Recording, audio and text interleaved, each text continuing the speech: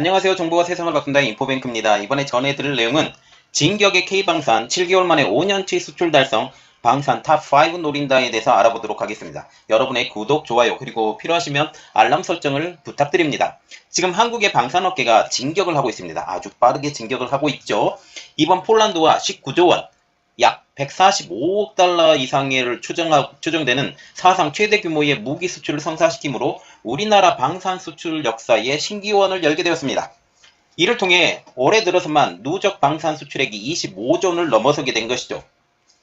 이는 사상 최대치인 9조 5천억 원을 기록했던 작년 수출 실적의 2.5배가 넘는 규모이자 최근 5년치 수출을 모두 합한 것과 비슷하게 됩니다. 그래서 올해 지금 벌써 7개월밖에 안 됐는데도 불구하고 지금 현재 5년치를 수출했다라는 것은 굉장한 일이죠. 또한 작년과 같은 경우도 사상 최대라고 불렀는데 그것마저도 2.5배나 7개월 만에 늘어나게 된 것입니다. 이렇게 됨으로써 우리나라는 더욱더 방산 수출을 잘하는 나라, 그리고 한국의 기술력이 세계적으로 뻗어가는 나라라고 지금 말을 하게 되는 거죠. 당초 정부와 방산업계에서는 올해 방산 수출액이 100억 달러, 약 12조 5천억 원을 넘어설 거로 기대했지만 이를 훌쩍 뛰어넘는 잭팟이 폴란드 한 나라에서만 터진 것입니다. 지금 폴란드에서 터지면서 동유럽 그리고 유럽 지역까지 우리나라 방산업계가 이 발을 뻗을 수 있는 커다란 디딤돌이 된다라는 그런 말이 나오고 있죠. 그래서 시작해 보겠습니다. 진격의 K방산 7개월 만에 5개월 수출 달성입니다. 한국의 K방산의 질주는 매우 대단하죠. 올해 들어서만 누적 방산 수출액이 25조 원을 넘어섰기 때문입니다. 이 수치는 연간 최대치인 2021년 9조 5천억 원을 뛰어넘는 규모이자 최근 5년치의 수출을 7개월 만에 이뤄낸 것이죠. 또한 폴란드에서 19조 원, 약 145억 달러 이상으로 추정되고 있는 최대 규모 무기 수출까지 성사시키므로 한국이 방산 시장의 중요한 국가로 떠오르고 있습니다. 지금 세계 탑5 한국이 지금 한 7위, 8위, 9위 정도밖에 안 됐는데 이제는 6위까지 올라서게 되고 이제는 탑5도 누리겠다라고 지금 얘기가 나오고 있는 상황이죠. 지금 한국의 방산 수출에 대해서 수치로 지금 나와 있는데 2017년과 같은 경우는 31억 2천만 달러, 그리고 2018년 27억 7천만 달러, 그리고 2019년 30억 8천만 달러, 2020년 30억 달러. 그런데 작년에 굉장히 많이 늘었죠. 거의 2배가 튀었습니다. 2배가 튀어서 72억 5천만 달러. 그래서 올해 예상액은 100억 달러.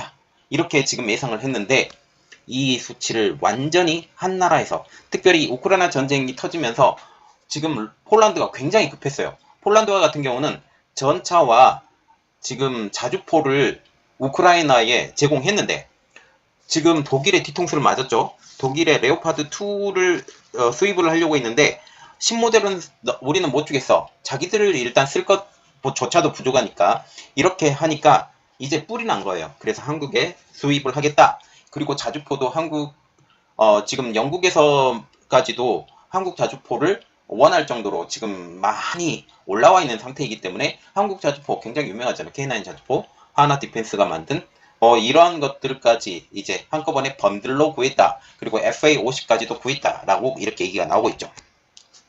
지난 1월에는 LIG 넥스원, 하나 시스템, 하나 디펜스가 아랍에미레이트와 35억 달러, 약 4조 2천억 원에 달하는 지대공 미사일인 천궁2의 수출 계약을 맺었고 2월에는 하나 디펜스가 2조 원 규모의 K9 자주포를 이집트에 판매하기로 했습니다. 지금 이집트에 판매하기로 한 것도 거의 10년이 지나서 판매가 된 것이죠. 그러나 이번에 폴란드와 같은 경우는 아주 급작스럽게 빠른 속도로 이렇게 수출이 된 것입니다. 그 가장 큰 배경, 러시아의 우크라이나 침공, 2월달에 침공했죠.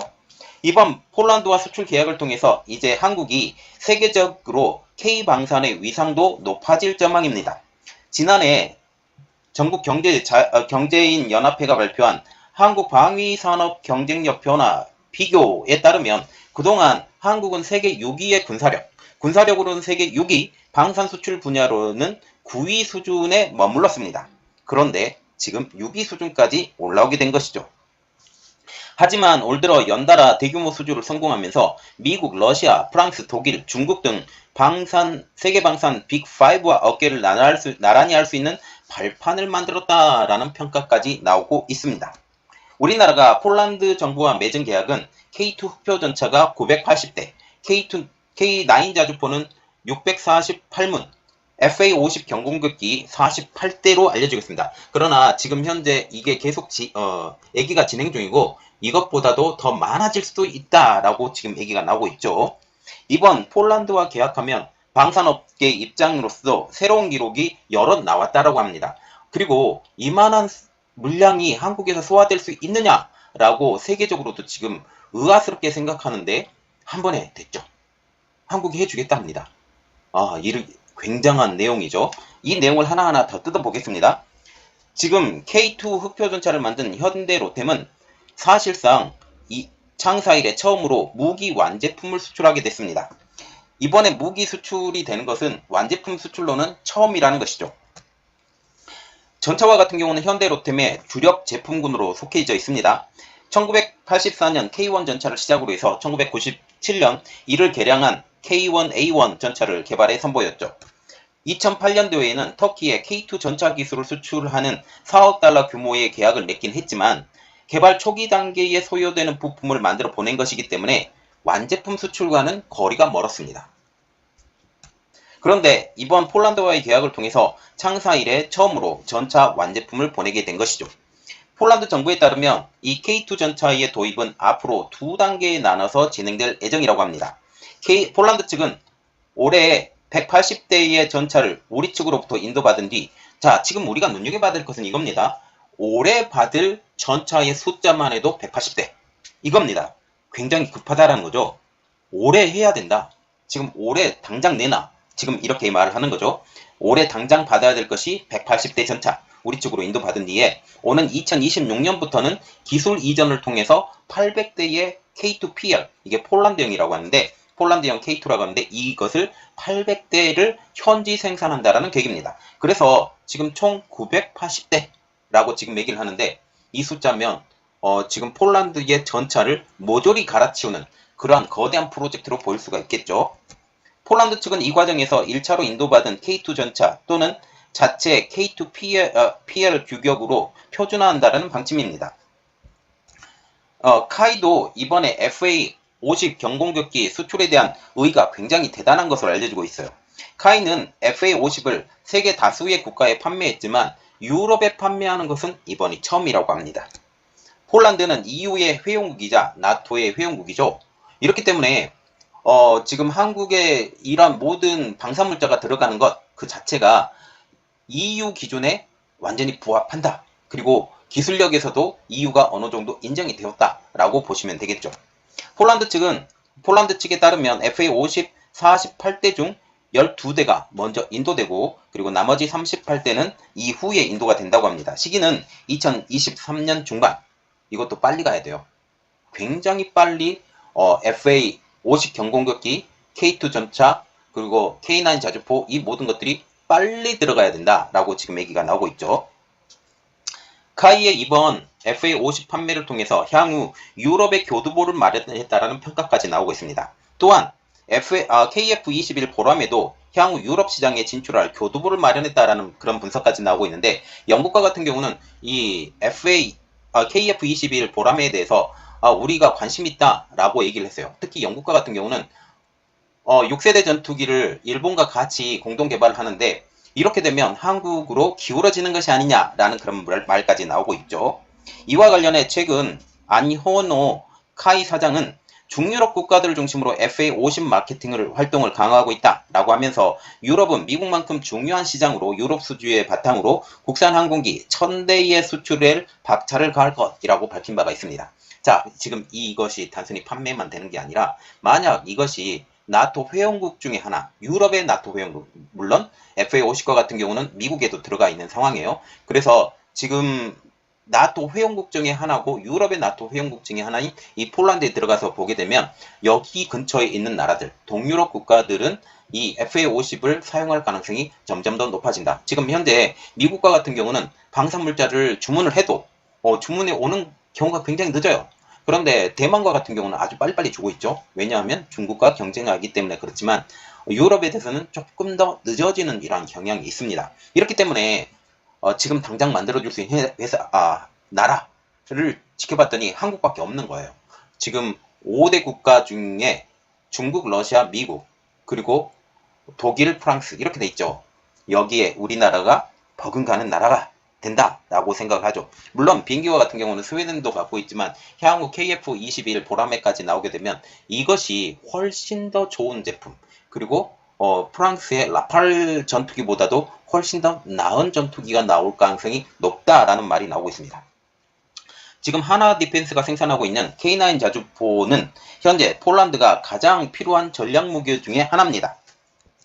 이는 폴란드는 러시아와 전쟁을 하고 있는 우크라이나에 자주포와 탱크를 보냈던 만큼 자주포와 탱크의 확충에 사활을 걸고 있죠. 그래서 지금 K2 표전차와 같은 경우는 빨리 들어가고 자주포도 빨리 들어가게 되는 거죠. 자주포도 탱크와 마찬가지로 올해 바로 K9 자주포 48문을 우선 폴란드가 인수하기로 했습니다. 2024년부터 600문을 자국에서 생산할 예정이죠. 우리가 이렇게 말을 하고 있어요. 이 물건을 수출하면서 기술까지 수출한다라고 얘기를 하는데, 그들이 수출하게 되면 경쟁을 하는 것이 아니냐라는 그런 이야기들이 나오고 있어요. 특히 터키와 같은 경우 그렇게 얘기를 하고 있지만 지금 터키 전차가 팔리나요? 안 팔리죠. 그리고 폴란드의 이런 기술들이 가더라도 한국은 계속적으로 이러한 전차나 그리고 K9 자주포와 같은 경우는 계속적으로 업그레이드가 되기 때문에 그들이 우리의 것을 따라한다, 100% 따라한다, 이러한 것이 너무 어렵다라는 사실입니다. 폴란드가 올해 인수하는 자주포는 인접국 우크라이나 지원한 장비를 대체하게 됩니다. 우크라이나 장비를 했으니까 그 공백들을 필요로 하죠. 그리고 특별히 폴란드와 같은 경우는 옆에 벨라루스라는 지역이 국경을 맞대고 있습니다. 이 벨라루스라는 데가 지금 아프가니스탄에서 미군이 철수했을 때 아프가니스탄 그 난민들이 이 벨라루스로 넘어옵니다. 받아준다고 그래서. 그리고 폴란드로 들어가려고 했는데 폴란드에서 이 국경을 막게 된 거죠. 이것을 혼란을 자초시키려고 지금 러시아와 벨라루스가 같이 공동으로 협력하게 된 거예요. 그래서 그러한 것들도 있고, 또한 이번에 벨라루스가 이런 말을 했어요. 러시아와 합병하겠다 라는 그런 말들도 나오기 때문에, 물론 지금 현 상황으로는 많이 어렵다라는 말이 나오고 있지만 그래도 지금 벨라루스 자체가 친러 세력이기 때문에 지금 이러한 것들을 생각을 한다면 당장 바로 지금 우크라이나가 지금 저는 개인적으로 이길 거라고 생각을 하지만 장기적으로 가고 내년까지 넘어갈 거라고 생각하고 이럴 거라고 생각하지만 어떤 상황이 올지 모르잖아요. 그리고 전선을 확대할 가능성도 높습니다. 왜냐하면 지금 현재 폴란드가 굉장한 무기를 지원해줬고 그 무기에 대한 공백이 많기 때문에 지금 쳐들어가면 어쩌면 무주공선이 될 수가 있어요. 이렇기 때문에 폴란드는 하루빨리 지금 방산물자를 채워야 되는 입장, 이 채워다는 입장에서 한국이 레이더에 딱 걸려서 지금 K9 자주포 그리고 K2 흑표전차 여기에 FA50까지 수출하게 되는 일거의 쾌거를 얻게 된다라는 거죠. 그것도 아주 많이. 그리고 이렇게 아주 많이 공급해 줄 수 있는 나라가 지금 현재 지구상에는 한국밖에 없다라는 거죠. 자, 지금 그래서 이런 말이 나오고 있습니다.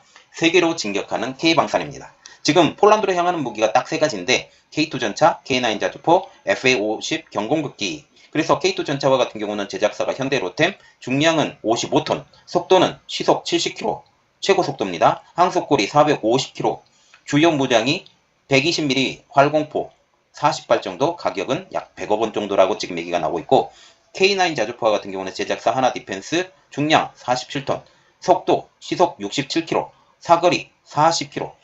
자, 지금 보시면 사거리 자체가 전차하고 자주포가 달라요. 전차와 같은 경우는 직접적으로 타격을 하는 근거리용이에요. 그리고 자주포는 원거리용이죠. 후방에서 지원해주고, 특별히 이 로터형으로 나오는데 지금 현재 이러한 것들이 굉장히 중요하다는 거죠. 그리고 FA50 경공격기가 제작사가 카이, 속도는 마 1.5, 탑재 중량 8.9톤, 전투 반경은 444km, 주요 무장은 공대공, 공대지 미사일 20mm 기관포가 됩니다. 자, 이것은 자료로 봐주시기 바라고요. 자, 지금 보시면 세계적으로 뻗어나가는 한국 방산이에요. 이것에 대해서 조금 더 이야기를 해드릴게요. 하나 디펜스는 최대 20조 원에 달하는 호주 육군 차세대 보병 전투 장갑차 사업에 미래형 장갑차인 레드백을 앞세워서 도전장을 내민 상태입니다. 레드백은 지난해 호주 육군의 최종 시험평가를 끝냈으며 3단계 사업의 최종 2개 후보 기종 중 하나로 압축된 상황, 그리고 자주포까지 이미 들어간 상황이죠. 호주 사업의 우선 협상 대상자는 연내에 설정될 예정입니다. 특히 하나 디펜스는 러시아 우크라이나 침공 이후 동유럽 국가를 중심으로 험지 돌파 능력이 뛰어난 궤도형 장갑차에 대한 관심이 커지고 있음을 감지하고 지난해 유럽 방산 전시회에 처음으로 실물 전시를 하는 등 마케팅에 열을 올리고 있죠. 현대로템의 K2도 노르웨이에서 독일의 레오파르트 2 전차와 치열한 수주 경쟁을 벌이고 있습니다. 노르웨이 육군은 현재 갖고 있는 레오파르드 2A4 전차를 대체하는 사업을 추진하고 있는데 예산 2조 6천억 원을 투입해서 신형 전차 50여 대를 현지 생산한다라는 계기죠. 지금 보시면 지금 레오파르드 2와 한국의 K2 흑표가 제대로 붙었습니다. 방산업계 관계자는 현대로템은 폴란드에서 레오파르드 2와 경쟁을 벌였다라고 하면서 이번 계약을 기반으로 유럽 내에서 입지를 보다 단단하게 구축해 나갈 수 있을 것이라고 이야기를 했습니다. 실질적으로 그 능력을 측정을 해보면 레오파르드 2가 한국의 K2표보다는 조금 더 나은 것으로 알려지고 있어요. 그러나 가성비를 생각을 하면 K2표가 더 손이 들어진다라는 사실이죠. 그래서 더 많은 전차를 구입해서 사용하게 되기 때문에 K2표에 더 손이 들려질 것이 아니냐라는 그런 말이 나오고 있습니다. 자, 그래서 이와 관련해 전직 안보부처 고위 당국자는 미군 6회 공군의 무기 교체 사업을 누가 가져가느냐에 따라서 세계 방산업계의 판도가 달라질 것이라면서 미국이 최첨단 무기 개발에 주력하면서 최대 50조 원대인 M2 브래들리 장갑차 교체 산업도 해외 방산 기업이 맡게 될 것이라고 귀뜸했습니다. 지금 미국에서 장갑차 교체 주기가 온 것 같아요. 이 장갑차 교체 주기에 한국의 레드백 장갑차가 뛰어든다라는 그런 말이 되겠죠. 지금 우크라이나 전쟁을 계기로 지금 동유럽을 비롯한 주요국들이 자국의 무기 체계를 재검증하고 국상의 예방을 늘리면서 K방산의 수출의 기회가 될 것으로 보고 있습니다. 이번에 폴란드를 중심으로 폴란드를 시작을 해서 이 주위 나라들 슬로바키아나 체코 이러한 나라들까지 지금 루마니아나 이런 나라들까지도 한국의 K방산의 영향력 안에 들어가는 것이 아니냐라는 그런 분석까지 나오고 있죠. 이번 폴란드의 대규모 수주는 한국의 K방산을 알리는 데 큰 기여를 할 것으로 보이고 있습니다. 정부는 이번 폴란드 수주에 적극 지원한다는 방침인데요. 폴란드에는 방산 협력을 전담할 무관을 별도로 파견할 예정입니다. 이것이 한국의 K방산이 잘 유리하게 진행될 수 있도록 유하게 진행될 수 있도록 도움을 주는 그 무관을 파견할 예정이죠. 국방부도 지난 22일 대통령 업무보고에서 주요 국가와 방산 협력을 강화하기 위해서 양해각서 MOU를 체결하고 방산 업무 전담 무관 파견을 통해 방산 수출을 적극적으로 지원할 것이라고 밝힌 바가 있어서 이 후속 조치로 보입니다. 정부 관계자는 앞으로 5년간 세계 3위에서 4위권의 방산 대국을 목표로 적극적인 수주전에 펼칠 계획이라고 강조를 했죠. 자, 지금 보시면 한국의 KF21 보라매가 나오기 시작하죠. 곧 나올 겁니다. 지금 몇 년 후에 나올 건데 만약 KF21 보라매까지 나오고 블록 3까지 나오면서 지금 6세대 전투기 사업 그래서 지금 이러한 것까지 만약 성공하게 된다면 한국의 전투기 사업도 중국을 능가할 수 있다라는 그런 말도 나오고 있어요. 여기에 미사일 개발까지 중장거리 미사일 개발까지 지금 들어가면서 한국에서 그것을 모두 다 수리하고 만들면서 자동적으로 이렇게 한국이 이런 기술 습득이 되죠. 그리고 특별히 KF21과 같은 경우는 조금 더 이야기를 해드릴 게 있는데 4대 핵심 부품에 대해서 국산화를 했습니다. 세계적으로도 인정을 받았고요. 그러면서 지금 제일 처음에 한국에서 전투기를 만들다라고 얘기했을 때 한국에서도 반대가 많았죠. 그리고 못할 것이다 라는 이야기도 많이 했습니다. 그리고 미국도 못할 것이라고 생각을 했어요. 특별히 4대 핵심 장비까지 안 주면 너희들은 포기할 거라고 생각을 했는데 아니 웬걸?